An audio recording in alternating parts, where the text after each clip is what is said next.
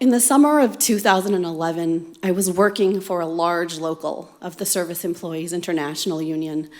On this particular day, I was at the union headquarters office in Lower Manhattan for a big meeting called by our executive vice president. I was so excited. My heart was pounding with anticipation. I was expecting a huge announcement that I had been working toward for quite some time. I'd spent the last 5 years of my life coordinating a campaign to win union recognition for food service workers employed by a French multinational corporation called Sodexo. My team, you all know and love them. My team of organizers, researchers, and worker leaders had waged a passionate and creative public campaign, and I was convinced we had finally gotten the company to the bargaining table.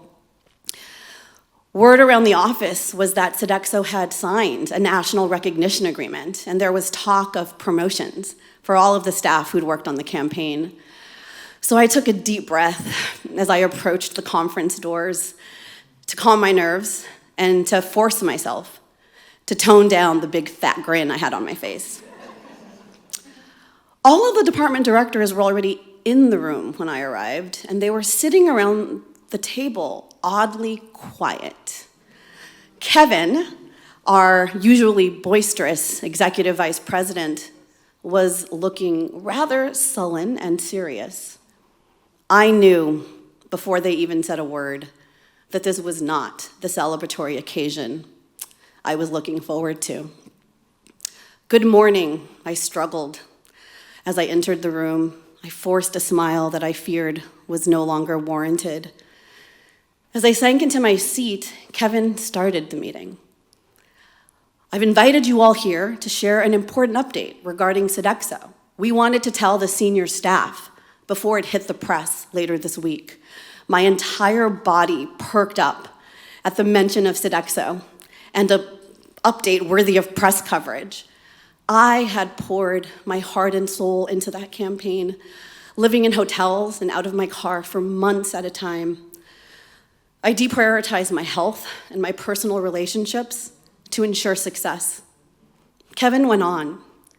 He explained that SEIU leadership had made the difficult decision of entering into a settlement agreement with Sodexo, and that under the terms of that settlement agreement, Sodexo would withdraw the lawsuit they had filed against the union, and the union would stop the organizing campaign. His words hit me like a punch in the gut.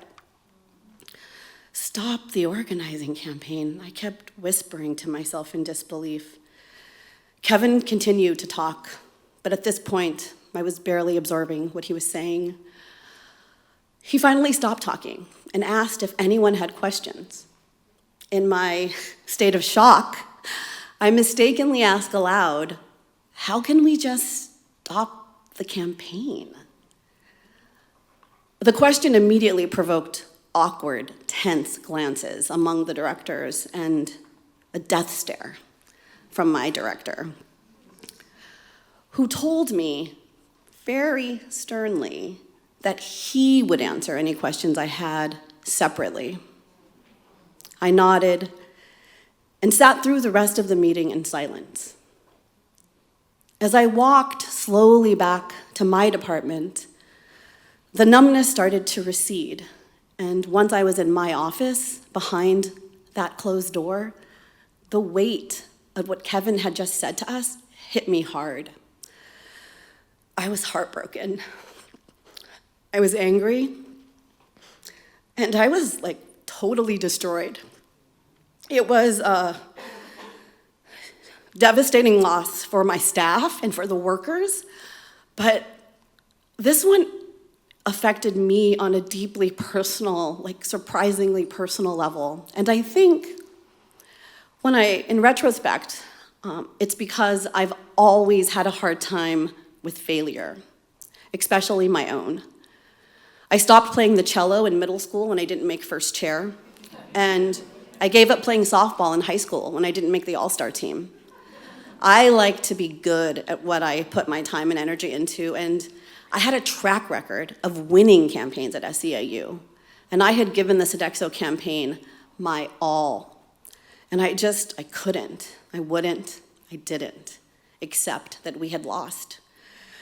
But it was my responsibility as the campaign coordinator to talk to the other staff and the worker leaders about the settlement agreement. And so I went around to all of the impacted work sites with the lead organizer, and we had extremely emotional, tearful conversations with our worker leaders. Those were probably among the hardest conversations I've ever had in my life. And when we were done, I returned to New York, and my supervisor asked me to give a presentation about the Sodexo settlement at the next all-staff meeting. And he instructed me to talk about it as a path toward winning, not a loss. I was offended that he would even ask me to do such a thing. I couldn't understand how he could see this agreement as a win in any way, shape, or form. It was a loss, pure and simple. And I couldn't stand in front of my peers and say otherwise. I didn't give the presentation that day. In fact, I didn't attend the staff meeting. I took a week off to continue to grieve, to cry in the shower at my leisure, and just to think about what I wanted to do. I was in crisis. I wasn't sure I wanted to stay in the movement. I wasn't sure I wanted to stay working with SEIU. And over the course of those 7 days, I spoke to family and friends and all of the staff that I had worked so closely with on that campaign, including Jan, the lead organizer. Jan was struggling with all of the same emotions I was, and Jan was seriously considering quitting. And so that thought surfaced in my head. Do I want to leave? Is this really the right place for me? And when my week of leave was up, Jan had made up her mind to leave.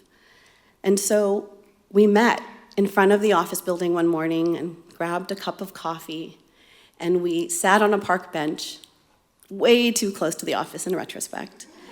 And we just started reminiscing and talking and trying to remember the highlights and the lowlights of the campaign. We were crying, we were laughing, and I was telling her how much I was gonna miss working with her when Kevin walked out of the building. We were sitting in his line of sight, so he spotted us easily, and he started walking in our direction. Jan calmly collected her things and stood up and walked past him back into the office. I stayed sitting. Kevin was an officer that I had worked with for almost a decade at this point in my career, and I loved and respected him as a labor leader. And I was willing to sit and talk to him even though I was struggling. Now, Kevin, people in this room may know him, is not a warm and fuzzy guy. He's this fiery, loud Irishman, and this day, he was out of character. He walked up and sat down right next to me without saying a word, and he just leaned in and put his arms around me. I started bawling in his arms, and when he let me go, I looked up into his face, and I could see tears welling up into the corners of his eyes. And he said to me, "I hear you're thinking about leaving." And I nodded. "I am." He asked why, and I immediately respond, "Because we failed. I failed." And with no hint of irony, Kevin said to me, "No, you didn't, Bianca." I was so fucking pissed. I could not believe he had said this to me. "Kevin, we lost. We didn't win the union. I had to walk away from those workers." He stared at me for a few seconds. Awkward silence. And with noticeable exasperation in his voice said to me, "Yes, in that way we lost, Bianca, but you're forgetting the significant thing we achieved." I'm really caught off guard by that comment. I'm starting to listen to him in a real way as he reminded me that our campaign developed a group of worker leaders that organized across race, language, immigration status. They took on the boss together over and over. They went on strike 3 times during that campaign. And Kevin concluded, those workers don't need a collective bargaining agreement to exercise their collective power. They're already doing that. And your campaign made that possible. Your work made that possible. And in that moment, something clicked for me. And I realized that Kevin wasn't just trying to retain me because I was a workhorse. He was actually trying to convey a complicated truth, one that I had refused to accept all my life, that something simply can't be measured as a win or a loss. And me and my team had actually achieved something beautiful, something far from failure. Thank you.